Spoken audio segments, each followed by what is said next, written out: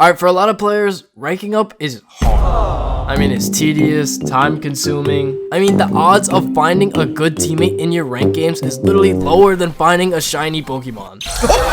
You've probably seen all the tips, the guides, the videos that just tell you to do the same old stuff, but in this new year, you're gonna want to do some things to really elevate just how fast you can rank up, which may or may not be unconventional or even morally incorrect in some cases, but hey, we never said we had to be good people to rank up in Rocket League, and I'm gonna give it to you. So here are 5 tips to rank up as fast as possible in this new year.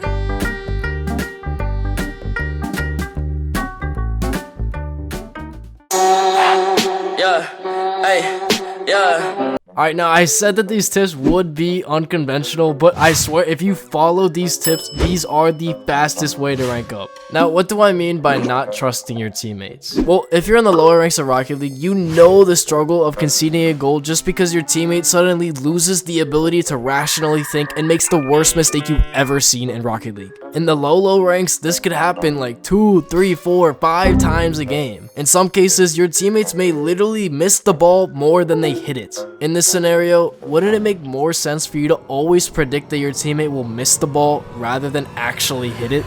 And that brings us to our first strategy to rank up. Do not trust your teammates. In lower ranks, your teammates are kind of brain dead, so you have to account for that. The no trust strategy is essentially just you playing with the mentality that your teammates will miss the ball more often than they hit it. For example, let's say your opponents are on the attack and your teammate seems to be jumping off the wall to get the ball, but it's gold 3 and there's no possible way that this dude hits the ball. You just gotta go up for yourself and hit the ball. In these lower ranks, you can't rely on your teammates for pretty much anything. If your teammate is going uphill with the ball, just chill back and let them do their thing.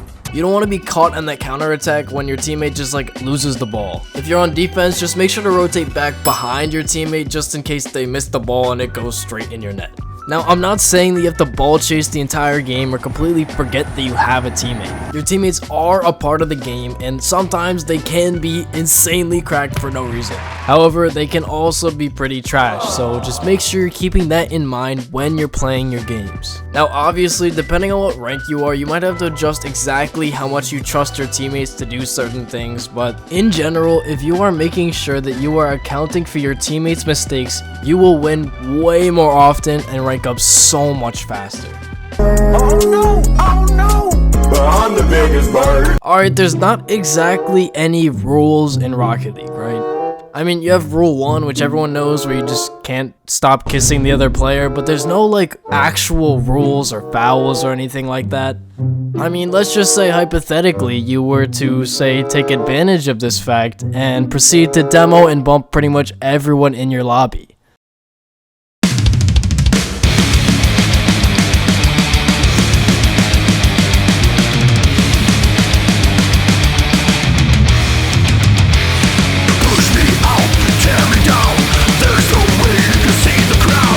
Hey, I mean, a little Rocket League bullying is good. You know, demos and bumps are the best way to absolutely tilt your opponent and have them forfeit the game. In Rocket League, a demo or a bump are literally the only possible ways to completely remove your opponent from the play. When you demo someone on the other team now has to play down a man for 3 whole seconds. And 3 seconds is a long time in Rocket League. And other stuff too. I mean, 3 seconds is just kind of a long time. This usually gives your team more than enough time to get a solid chance to score. In lower ranks, the players just kind of don't know how to use their eyes correctly, so you could kind of just demo them on command and give your team a lot of chances to score. But even in the higher ranks, you can befuddle and confuse your opponents just enough to give your team that extra edge to score. Getting good at these means you will create way more opportunities for yourself and your team to score way more goals. You gotta understand though, all this demo and bumping are probably gonna cause the other team to get really tilted and come after you, so you gotta be good at dodging them. If you do get good at these though, prepare to see your rank actually skyrocket. People are gonna be forfeiting way more often just because of how tilted they are, and you'll create way more chances through solid demos to help your team score. Now I bet you might be asking yourself, why is Calvin just so handsome and sexy? And you're probably also asking yourself why did Calvin tell me to do extra modes? Well, viewers, the reason I'm so handsome and sexy is because I'm about to give you a way to literally rank up twice as fast as any other mode. Let's say hypothetically it takes you about 4,000 games to reach Grand Champion. In extra modes, it would take you only 2,000 games to reach Grand Champion. The people in these extra modes lobbies are literally NPCs. Gold in extra mode lobbies is legit bronze in any other lobby. It's crazy. I'm still not entirely sure if they know how to use the chat feature or not. That's still to be determined. Look, extra modes is untapped potential that you can be using to rank up right now. If you really want that next ranks rewards for this season, you have to start playing extra modes now. It's literally the fastest possible way to get them. It's also a really nice change up from the monotony of regular game modes, and you see some stuff in these lobbies that you will never see in any other lobby. Like, it's crazy.